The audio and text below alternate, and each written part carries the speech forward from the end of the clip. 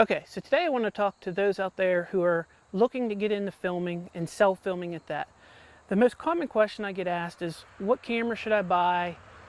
What accessories do I need? Mics, etc. And the answer to that is very simple. It's you buy what you can afford right now. There's no reason to go out and spend thousands of dollars on cameras and camera equipment at first if you don't even know if you're going to like it, for one, until you see how difficult or how easy it is for you to do. So once you decide on getting a camera, which can range from a couple $100s up to $1,000, you can get some great HD cameras out there nowadays and 4K cameras for under $1,000. So once you get your camera, the next thing I suggest you buy is something to mount it on. And by that I mean you need a decent tripod or a good tree arm. The tripods, I've had tripods from Walmart that I've bought that work just fine for what I was doing at the time and fit my budget at the time. Since I've upgraded. Now for a tree arm, I've had lower end tree arms, and now I have, better tree arms. But the most important thing you need to think of when you get a tree arm is how heavy is it? How bulky is it? Does it have a fluid motion? Is it easy? The adjustability up and down, because sometimes your tree's not exactly straight and you gotta level it out so your footage and your camera's not crooked. And that's a big thing when you're self-filming. Also, a good fluid head. And the fluid head goes on top of the camera arm or goes on top of your tripod. And what that does is allow you to turn smooth and pan up and down smooth without a lot of skip. Some of these factory tripods, for example, that you'd buy have a little bit of what they call drag, and it's not very smooth, and you can see it in the film once you start editing it. And you want it to just be a fluid motion. The next thing I would suggest you buy is a remote.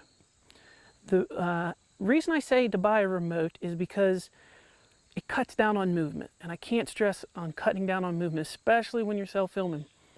So instead of me up here messing with these dials or up here messing with my zoom, all I have to do is move my thumb. I can turn on my camera from here, I can turn on the record, and I can focus it. If I didn't have that, and I couldn't afford that at the time, that's fine too. What you can do is this button up front, most cameras have it now, you push in on it, you can adjust your shutter speed, you can adjust your iris, your white balance, all kinds of adjustments, focus, that's all done up here. So that's a great quality to have in a camera as well, because now it's not automatically focusing on a twig. The next thing I suggest you would do is get used to your camera.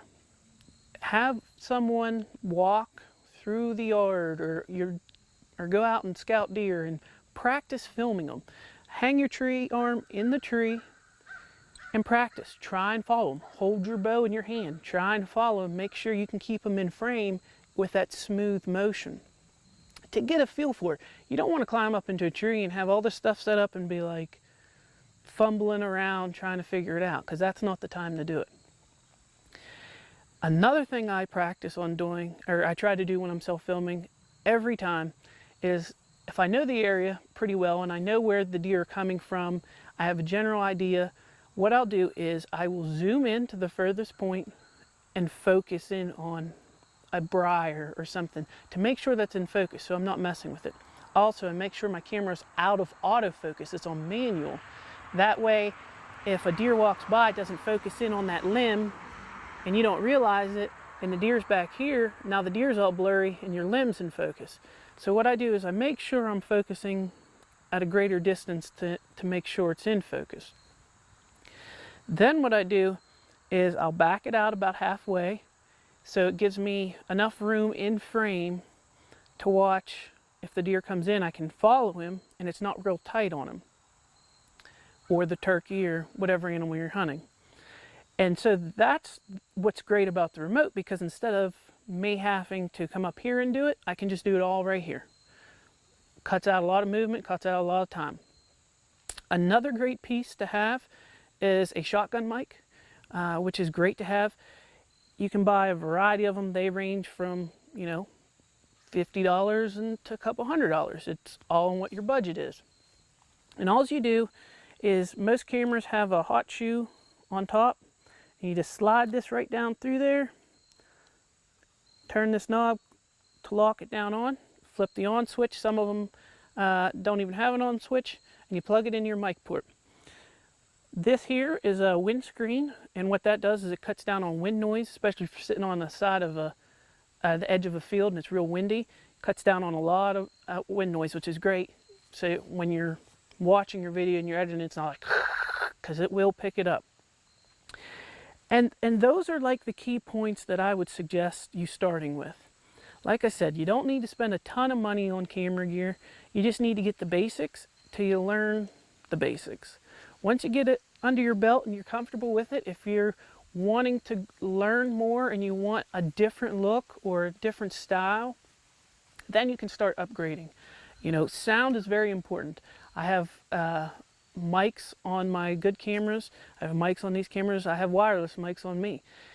That's another great investment to have, because, you know, it's no good if you're sitting in a tree and talking to your camera and you can't hear anything, or you're whispering so low that your camera's not even picking it up. So that's great to have wireless mics. You can buy a cheap set of wireless mics, you know, online, on Amazon, anywhere. So that's a good thing. I've had people ask me about self-filming with DSLRs. I'm a huge DSLR fan, but I do it with photos, unless I'm filming someone else. I personally am not good at self-filming with a DSLR for the fact of trying to keep up with the adjustments with the light coming down or sun coming up, trying to move it. And if you have it in autofocus, you know, it picks up on limbs and staying in focus. It's very difficult to do self-filming. There's a lot of people that can do it. I am not one of them. But if that's what you're going that route, then you know, just practice, practice, practice. And, you know, you can take pictures with them too as well. That's a great feature. And they're a little bit smaller in some cases, depending on the lens you have. But like I said, it wasn't for me.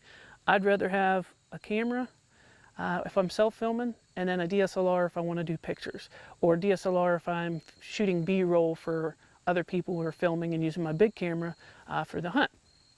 So the most important thing, like I said, is your budget, and the key is have fun. You know, there's plenty of times that you're not going to get the deer on camera. There's going to be plenty of times where, you know, you mess something up, or you bump your handle drawing your bow. I do it. Everyone's done it. I've shot deer that I thought were in frame. I just did it a couple weeks ago. I thought it was completely in frame and it was a little bit off. But luckily I still got the shot on film. You just got to have fun with it, and don't forget about why you're doing it. Sometimes people get caught up in wanting to film for TV. Don't forget about why you're doing it, and have fun. It's not all about getting on film. It's great when you do, especially if you're not sure about the shot. You can go back and review the footage, and it kind of gives you an indication of where the deer went and where your shot placement was. So there are some great benefits to it. Is it easy? No, it is not easy to self-film. It's a lot easier in a blind, I can tell you that, but when you're in a tree stand, it's not.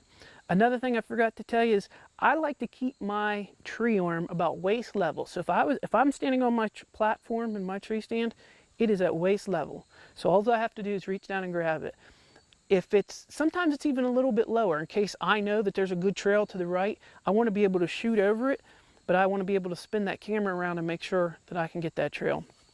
So I hope that helps you guys. Practice, spend what you can, and have fun.